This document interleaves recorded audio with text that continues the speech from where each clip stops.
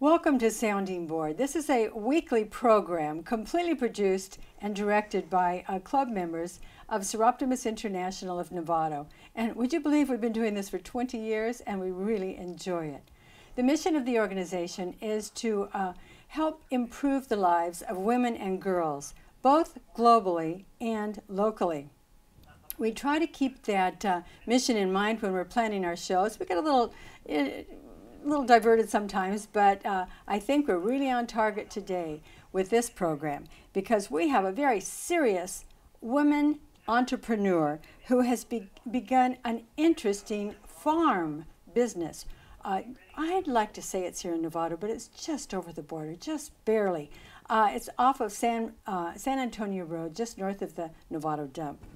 But anyway, we have with us Tara Smith, who has begun the farm called, appropriately, Firma Farms. So please give us, welcome Tara, first of all. Thank you for having me. Good. And please give the viewing audience just a quick overview of what Firma Farms is all about. Well, we have a 300-acre farm, as you said, just north of Novato, a few miles, just off San Antonio. And the farm has chickens, pigs, cows, turkeys, and a big vegetable garden.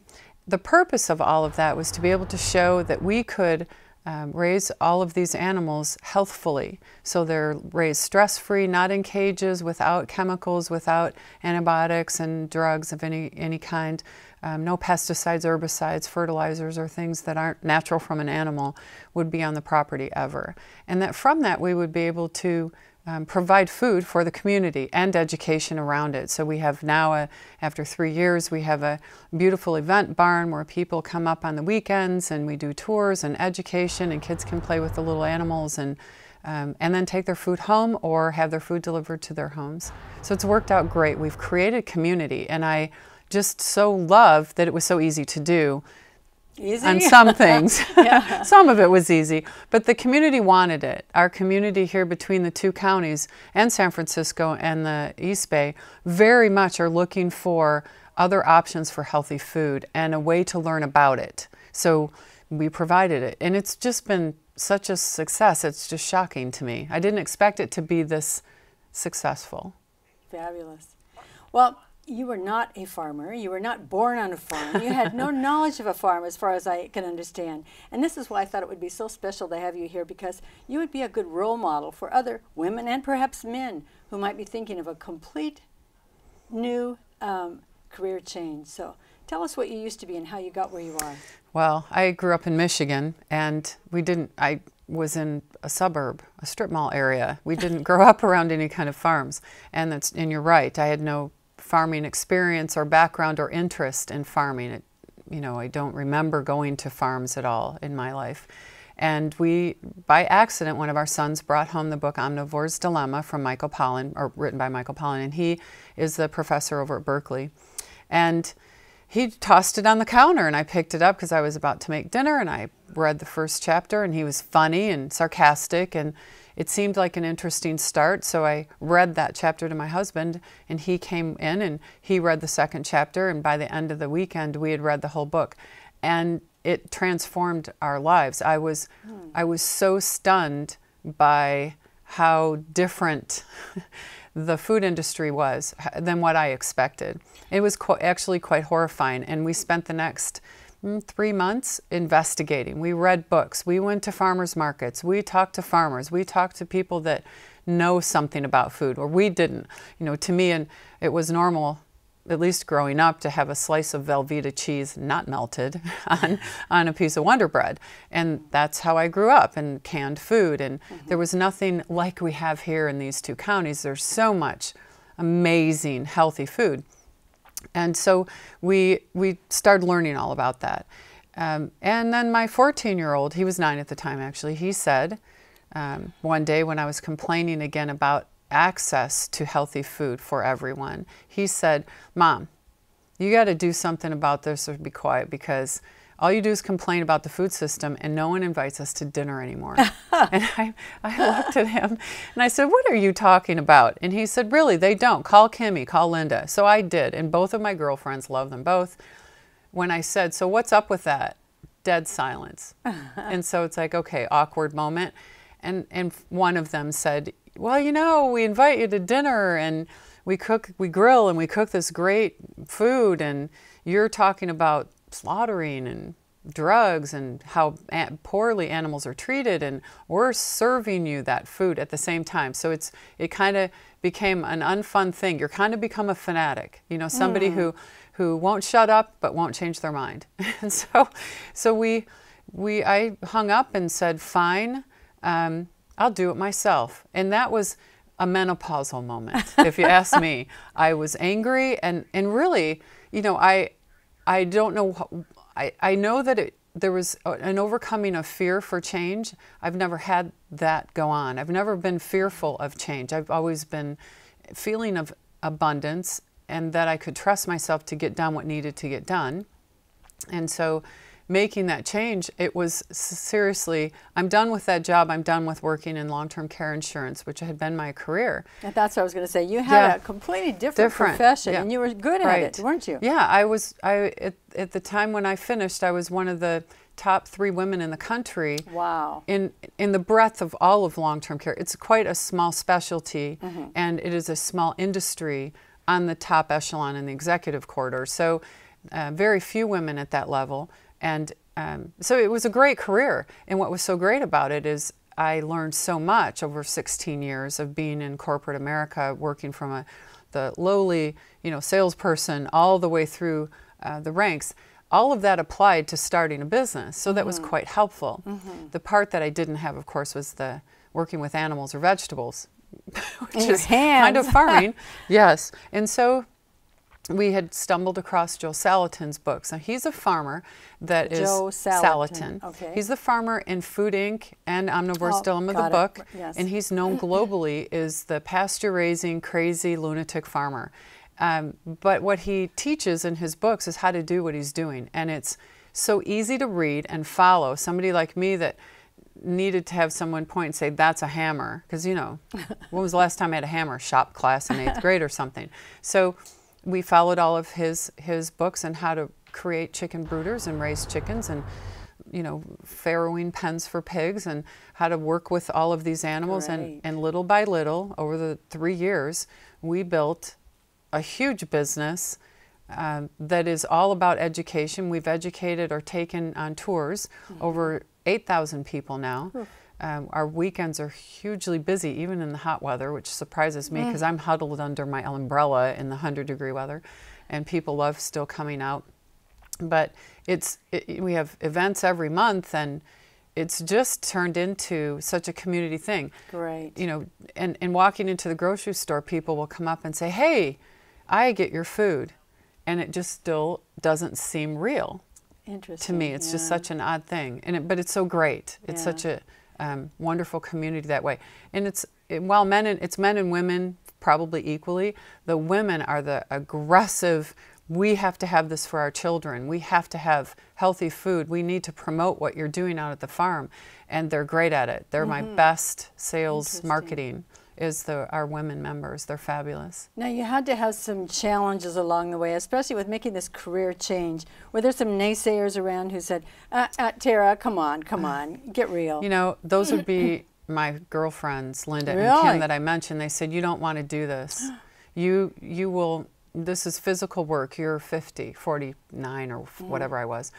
You don't want to do this. You could retire and not work anymore and do volunteer work at the school and have all these choices and go to lunch with us and do things like that and take vacations and stuff. It never even crossed my mind. You know, it literally was, and it still is such a emotional thing that, and maybe, you know, who knows what the psychology is of it, but I don't feel, I can take vacations and have a great time, but I need to be contributing something worthwhile. And I never have worked for the sake of the paycheck. I had to work. It's something I believed in. And while long-term care insurance, you would have to understand it from my point of view, or have been a person who needed or gave care, it's incredibly valuable, especially when you need it. And so that's what I built my career on. And now there's something else that was much bigger that I had the ability to do, and I could go and make that difference. What's the worst that could happen? That's always my question. What is the worst thing that could happen? I've had a lot of women come up since then and ask me, what gave you the courage to do this? And I always think it's an unexpected question when it shows up, and I always head tilt a little and say, courage? There wasn't anything about courage. I wasn't afraid. Well, you jumped away from this and the security, and you risked everything. And it's like, what's the worst that could happen? You're not going to die from doing that. Maybe, okay, so we kind of spent most of our retirement and had to, you know, my husband kept working, and we know we're rebuilding that now that the farm is profitable, which is very exciting after only 3 years and 3 months, by a tiny bit. Now, there was a time not long ago that you were a little nervous about the finances, yes. the financial picture of the whole farm. Even considered maybe... Well, a year ago in March, a year ago in March, I had a moment. It was the moment about same kind of moment. Yeah, I had the same kind of moment about starting the farm. I had a moment about ending the farm, and I'm going to say that it was probably also a menopausal moment. I went in my filthy, dirty clothes. I'd been out working with the animals.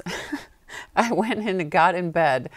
It was probably 9 o'clock or so. I was exhausted. I hadn't eaten any dinner. My hands hurt. My body was in pain, and I just sat there, and I cried for a while, and I did the, okay, God, universe, man, woman, whatever, anybody out there that's listening, this is it. And I threatened. If I don't have an answer, a solution, and a partner to help me, somebody else that can show up and be a thinking person that wants to do what we're doing here on a regular basis with me. I've gone through a couple of managers and they just weren't the right fit. If I can't find that person, I'm selling. We are going to be done. We're going to 6 month, I've already started thinking through what the 6 month period would be of selling things off and then selling. And I know how to do it, and I'm doing it.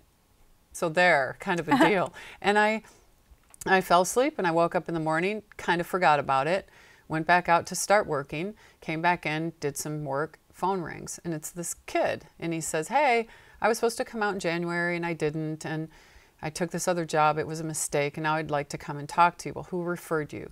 And he said, John Wick. Now, that's an impressive person to me out of Nicasio. And I said, okay, I'll meet with you. Come on a tour. He came on the tour. We talked for a while, and I had a glimmer of hope. But I never put together that it was that day, you know, that he called. And now, and it's just such a, emotional thing, or knowing there is a connection to the universe. The universe listens to what you have to say. You want to start a farm, be careful what you ask for, because it can be put in front of you if you, and it wasn't that hard to do. The physical work was hard, but it wasn't hard to start the farm. And when I really got clear on what I needed, you know, this wonderful kid showed up, and now he is running the outside of the farm completely, 100%. The crew makes all the final decisions, or decisions we review every week.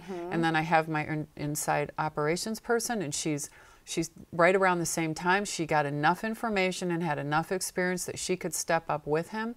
And they were on the farm today. And I love it. Fabulous. We have a monthly meeting that goes through everything, P&L and all that, and then a weekly meeting to deal with any issues and direction. But they both, Paige and Byron, are just, it's like the wish you would have for children, that your children could grow to be these kind of people. They are amazing. And anyway, so I always just feel so proud of them.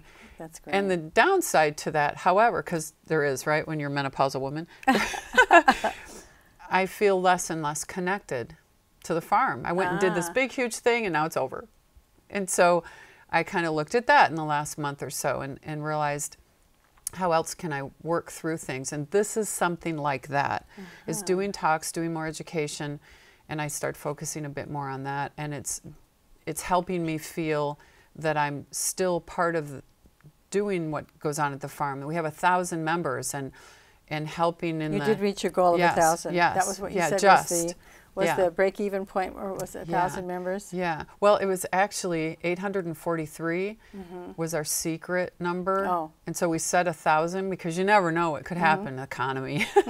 So we hit that, and that we And were you hit the profitable before the 800 number, or the about 1,000? the 1,000. Did you? We did hit the Good, 843 2 months ago, and then finished up Fabulous. a week ago. Wow. Yeah, so it was very exciting.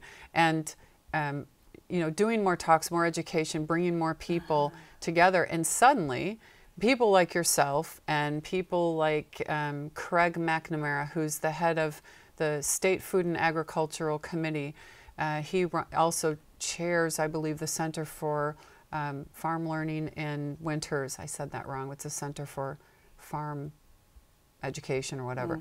He chairs that, and things like that start to show up miraculously, right? Yeah, So interesting. if I was going to ever give advice to young girls in particular, Or menopausal women. or menopausal women for sure, because we know so much, we have life experience, we don't get so upset, we take a lot more risks, I believe. We're willing to do more if we've done a bit in our lives.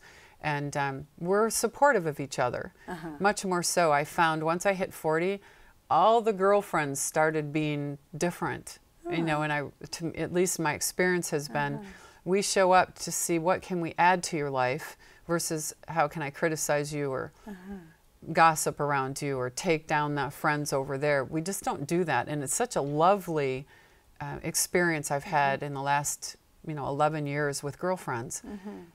Much different than what it was prior to that, and I helping to bring that kind of an environment to young girls and create more family and more support is also part of what the farm can do. Great. Because it builds community. Well, let's talk a little bit about what it means to be a member of the farm. I'm a member of the farm, and I get my box of food items from the farm, and I love them. But what else does it mean to be a member besides just getting once a month a delivery? Well, what we do is once a week, twice a month, or once a month delivery. We deliver in Petaluma to a person's door So you by can 7 choose to a.m. have often You can or choose, once a you month. can choose. So it depends. Okay. If you're single, you might want to do once a month. If you have a family and kids, if you have boys, you're going to probably do more. If you do a lot of entertaining, that kind of thing, you might do more. So we try to keep it real flexible that way. We also deliver to drop hosts. So you might go to someone's home once a week to pick up your food, or once a month. And that's it's a what happens period here of in time. Novato, isn't it? Right. We are focusing on Novato as our next step for home delivery, because it's Great. just more convenient and easier, just more convenient for everybody. But the benefits of being a farm member, most importantly, at least to me, is that you're eating incredibly healthy food and getting educated in how you can affect your environment around that, because it's not just the food that's so great for you. You're building soil. You might not understand this until you go through one of the tours, but you're a carbon sequesterer, or at least you support carbon sequestration. Big words, but what it means is this type of raising of animals that is stressless out on pasture is helping grow grass that sequester carbon through photosynthesis into the ground. And the more green perennial grasses through the year we can grow, which normally in this area you don't grow perennial grasses after May or June. With pasture management, you actually are allowing the perennial grasses to come back and grow through the full year. Now that takes 3 to 5, 6, 7 years for that fully to occur, but we grow about 30% perennial grasses all year round now. That means more food for the cows, and it's natural food, and so they have a much nicer life before they're processed. It's much nicer life for the pigs and the chickens because they're out in these beautiful green pastures. A customer our member can come to the farm 7 days a week, 24 hours a day. That's what was interesting, because we came out there with a group, and as you were talking to our group, giving them sort of a tour, one of the members came up with a little girl, and she said, do you mind if my little girl goes in and plays with the pigs? And you said, oh, of course, and then no problem at all, just jump over the fence.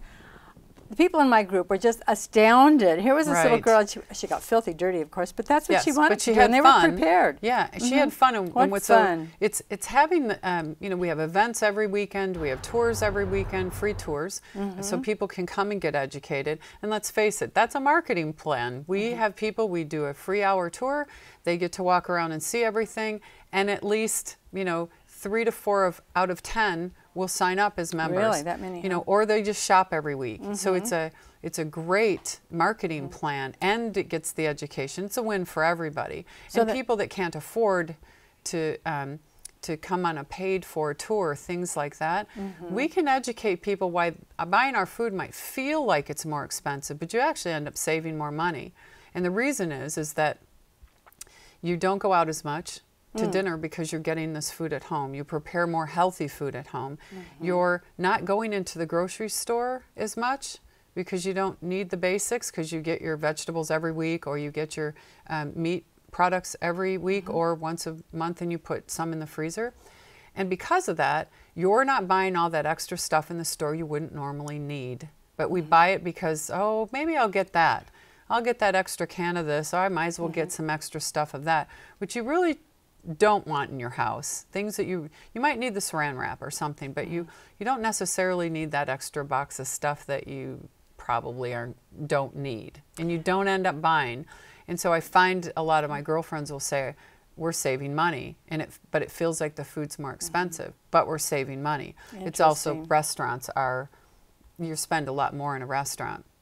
Now, so for members to become a member, and I have to say, you have an awesome website. Tell us the website, the URL. It's terrafirmafarms.com. terrafirmafarms.com. And it's spelled T-A-R-A. That's true. Because that's Terra Gone with the Wind, right?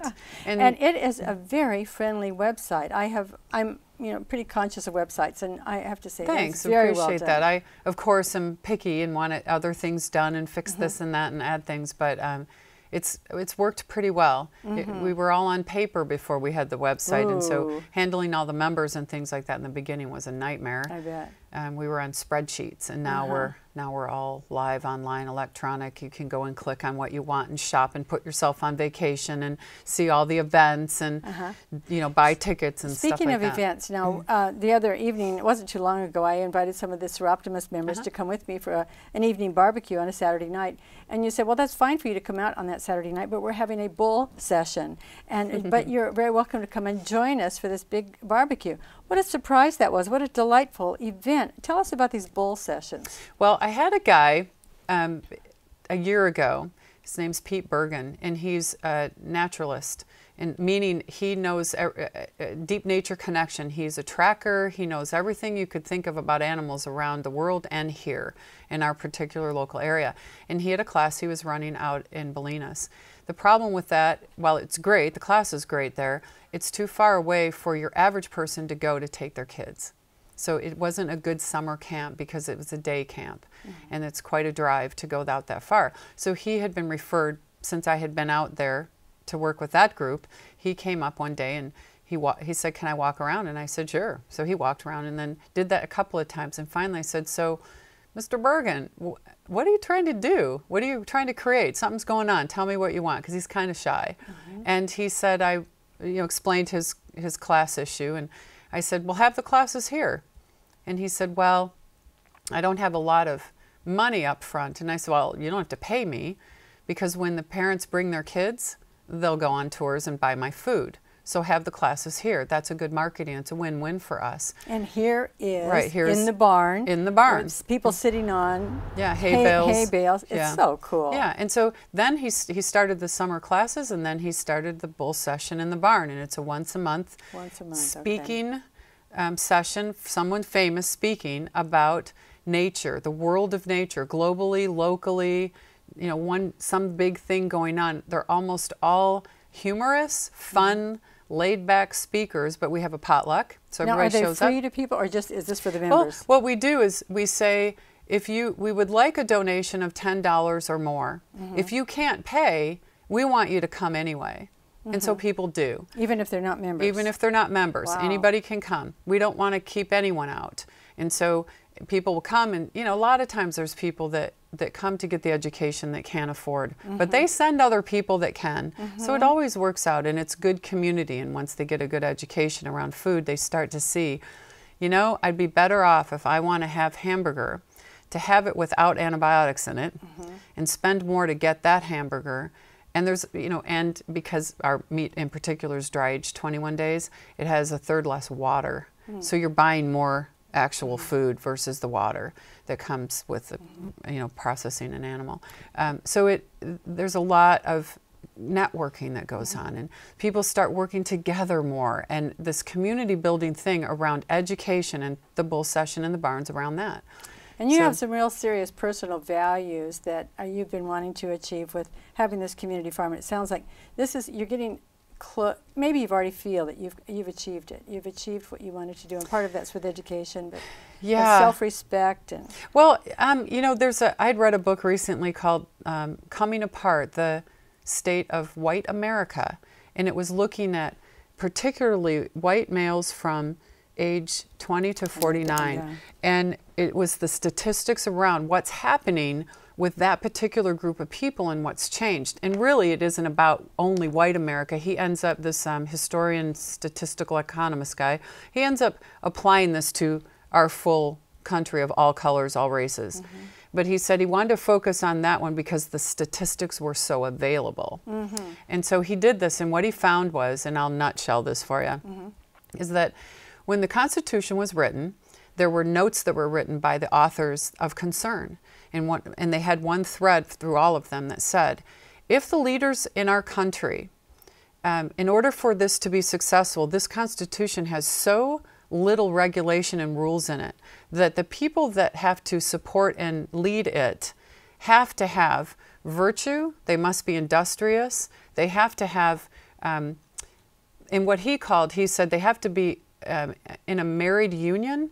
He didn't mean anything about whether, it wasn't man and woman or gay or whatever. It was nothing that. It meant you were in a committed relationship, and that you had religiosity, he called it. And that's almost the same thing of being committed relationship, in that you were held to a higher standard of behavior with the people you hung out with.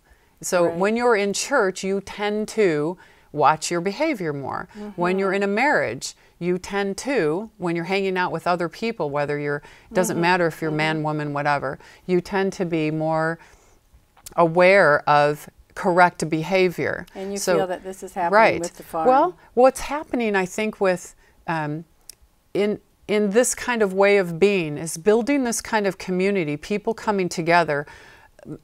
Leaders within the community are standing up and saying things at the farm that are the right things to say. We need to support local community. Here's how we can actually do it. And they're putting a face on those things. And by supporting individual people to be successful, self-respect comes, in my opinion, comes from achievement. Whether it's I raised my children, I am a good golfer, whatever it might be, I have respect around that. In order to have respect for myself, I have to achieve something. In order to achieve something of greatness, of any level, I usually cannot do that alone. I need to do that amongst my community. And so to me, we've provided this place of community that people can show up, and there's an expectation of good behavior. You have achieved that, Tara. You've done such a beautiful job of it. Thanks. And you've shown us such a wonderful role model for women and girls, and you've done it all. So thank you. You have been just wonderful, and you're so energetic. I love it. Thank you, Novato Public Access Television. Thank you, Seroptimus members, for helping us tonight, and thank you, viewing audience. And thank you, Tara. Thank you so much. I appreciate it. Thanks.